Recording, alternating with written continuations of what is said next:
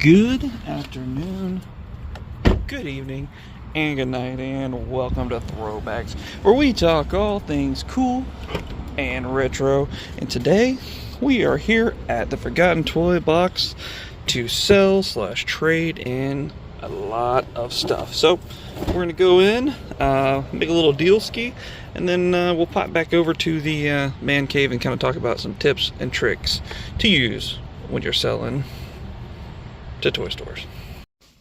Alright, got it all unloaded at the shop. Made a little deal ski, and like I said, we will talk about it when we get back. Hey there, guys. So, finished up with the sale, and not bad, not good, not bad, but that's kind of what we're going to talk about. Here is what to expect when you are making a sale to a toy store.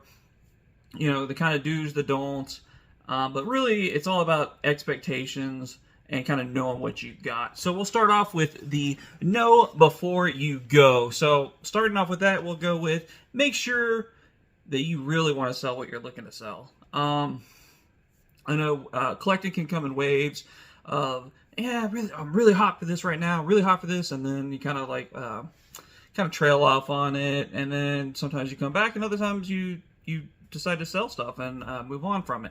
So really make sure that you want to sell what you think you want to sell, because almost always buying it back will be far more expensive, and definitely you won't get, it'll cost more than what you're going to get selling it at a toy store for sure.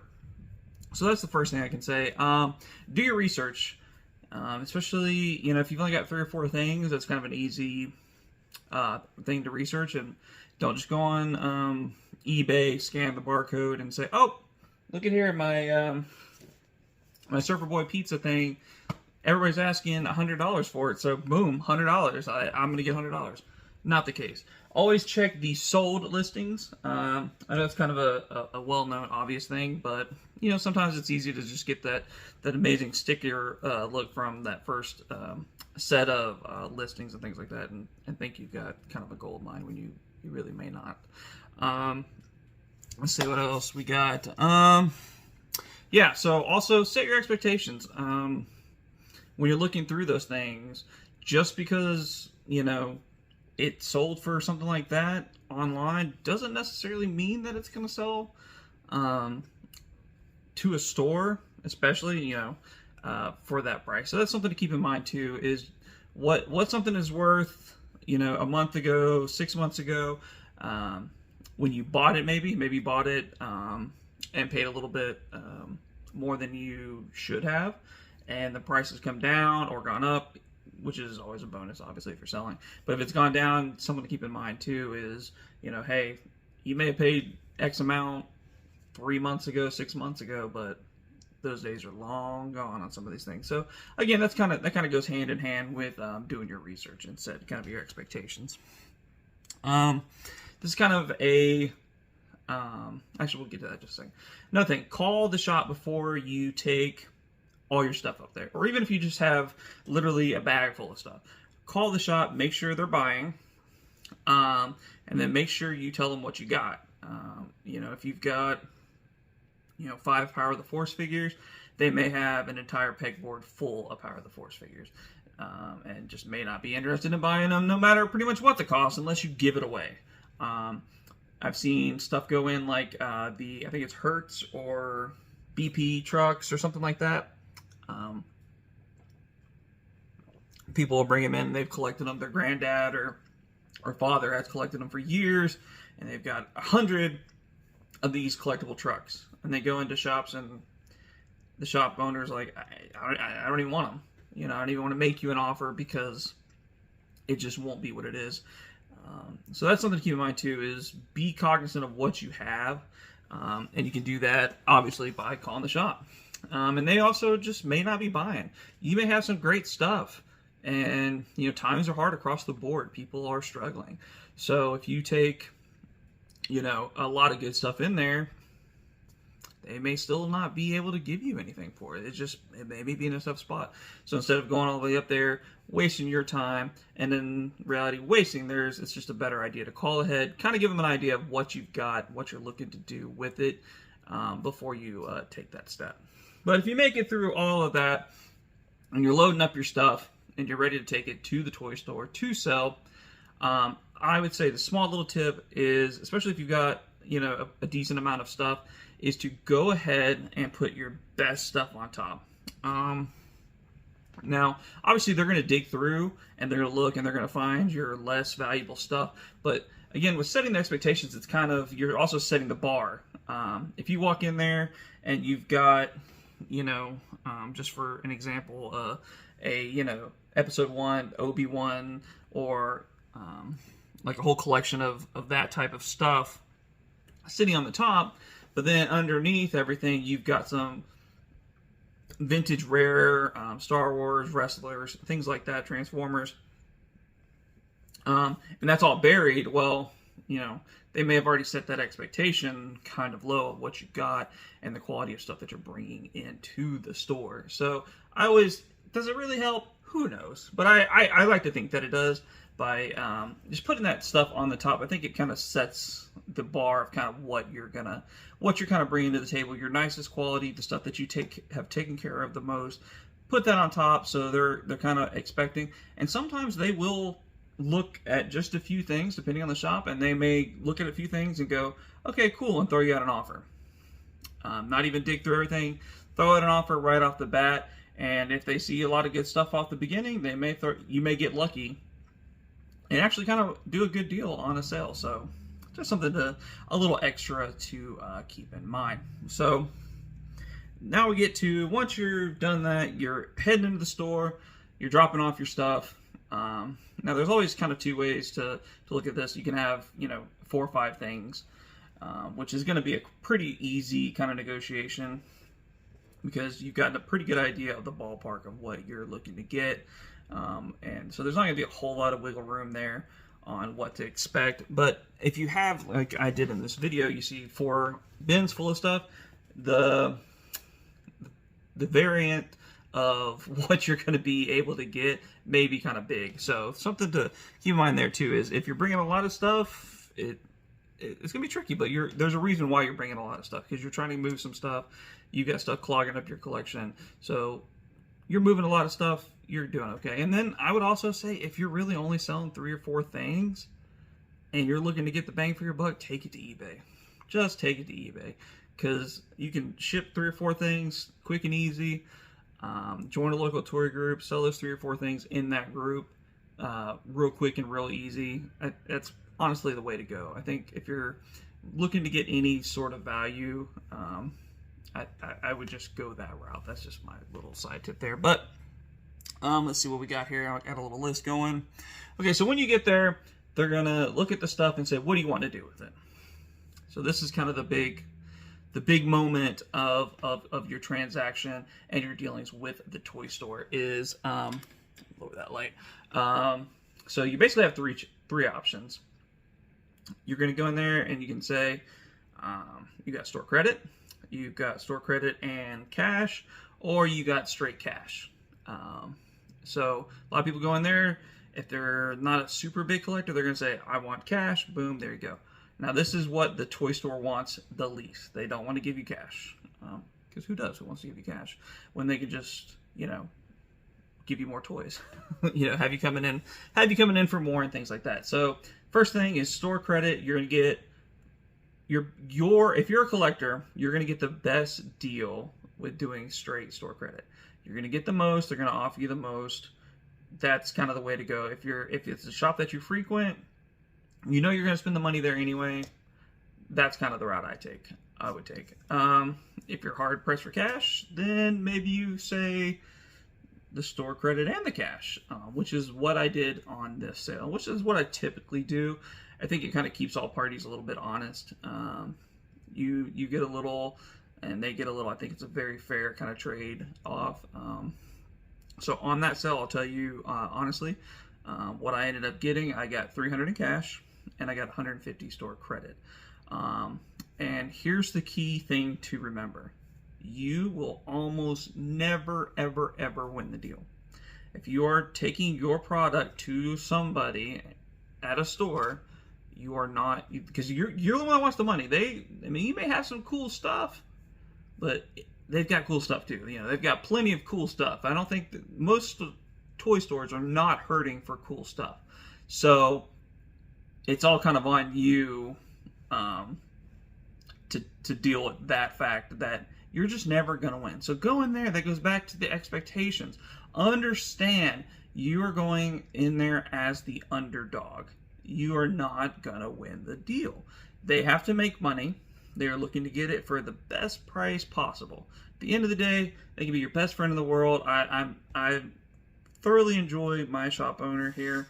I thoroughly enjoy many other shop owners that I've dealt with. But the reality is, they're there to make money. And you want them to make money. You want them to stay in business because that's how you collect a lot of the stuff that you do collect. So keep that in mind. At the end of the day, the biggest tip I can say is understand you will not win the deal. So with that said, going in there, I knew I wasn't going to win the deal. I'll be honest, I was looking at, in my brain, I was saying 400 cash, 200 store credit. So what I ended up getting, obviously, like I said, is a 300 cash, 150 store credit. Now I did have, there's probably one bin out of that full had quality stuff. There was a Lego set, some AEW chases. Those three things alone was $200. But again, the other stuff was just kind of $10 cool deals that I've gotten along the way. $10 here, $7 here, things like that. Things that are reality, still some of the stuff still in Ollie's, it just hasn't left. So, you know, it was a fair trade. It was a fair deal. It wasn't a great deal. I think I would have been happy at 350, 400 cash. But that said, it goes back to the big roll. You know, you're never going to win. So, and then of course cash. That's going to be your lowest level of return. They don't want to give you cash. They just really don't. So you'll get the more bang for your buck. You'll get the better return on investment on the other two. But if you're going in there and you just want cash, you want to be done, you're not into that toy store, get you some cash. I can't argue with that. Let's see what else we got here. Oh, here's a definite side note. To the store credit, know the rules of your particular store's store credit. I have run into a few stores that for higher price, sideshow, things like that, they will not accept store credit, which blows my mind. Store credit is store credit. I don't care. Now, if you're having a sale, you know, BOGO, whatever, and you don't really want to do store credit for certain, you know, major sales, I can understand that. But if you're going on there on a Tuesday and you have $300 store credit and you look at a sideshow and it's $300, there's absolutely no reason why you should not be able to buy that for $300 with your store credit. Store credit is your store credit. But with that said, there are stores that do that will say, nope, I'm sorry, anything over, you know, 300, or nope, sorry, this collectible does not count towards store credit. So keep that in mind, especially if you're trading a bunch of stuff in because you want a particular item in there.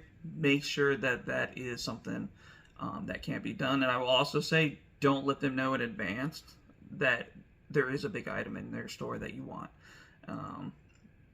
Play it off, do whatever you need to do, but I would never go, hey, I'm trying to get that with my store credit, because sometimes that can kind of backfire. Now, you can throw certain things into negotiations if it's, you know, you're going to be like, I know that thing is $200, but I know I'm going to get like 500 store credit.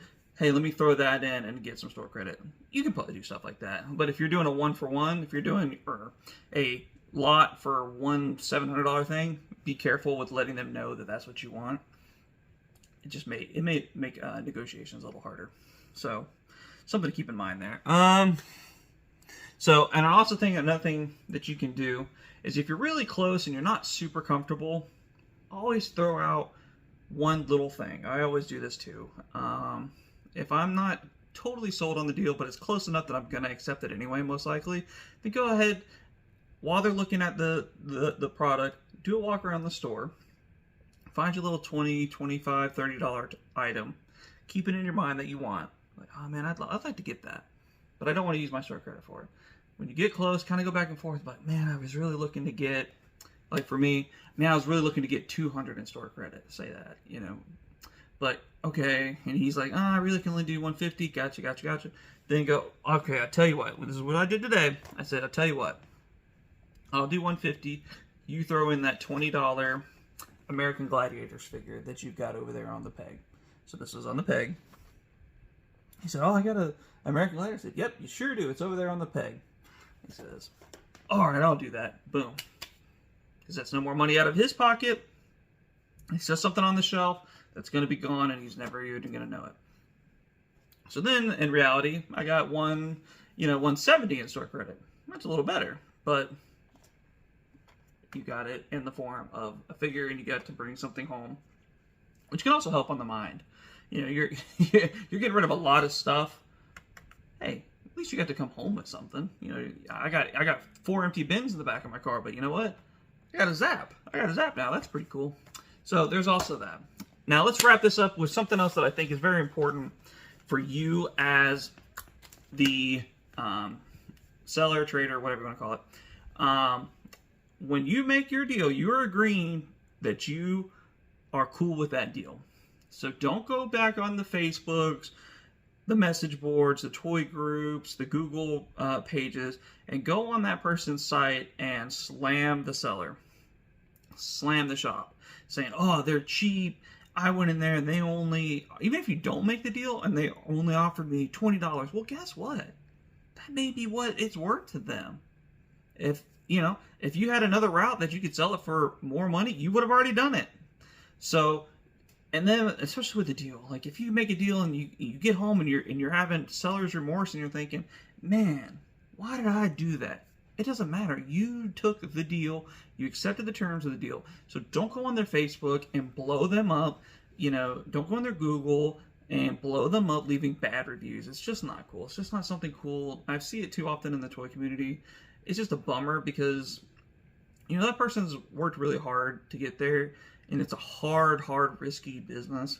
And generally, they're great for the toy community. So for you to make a deal and then to come back and look at it later and be unhappy with that deal and not just say, well, I made the bad deal, but instead to go on there and blow them up and possibly hurt their financial situation or hurt the shop or hurt the community in general. Just don't do that. That's a super bummer. So that's just kind of like my last little point. But and I'll close with this. At the end of the day, you can always walk away. At the end of the day, you can say, I don't like the deal. It's just not what I needed. It's not what I wanted. You can pack your stuff back up and you can head out the door. So always remember that. You don't, just because you took your stuff in there does not mean the deal has to get done. Make sure the deal is something you're comfortable with.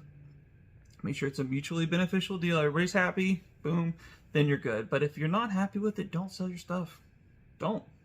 Bring it back. Sell it. Piece it out. Sit on it for a little bit. Think about it. But if it's something you need to do, pull the trigger, make it happen, but don't be mad about it at the end of the day. But that's it. We've gone a little long. It's going to be a nice, solid 20-minute video, but it's just something that I know sometimes people are a little nervous about it, and I don't do a ton of selling because I'm just kind of a hoarder, as you can kind of see at some of the stuff.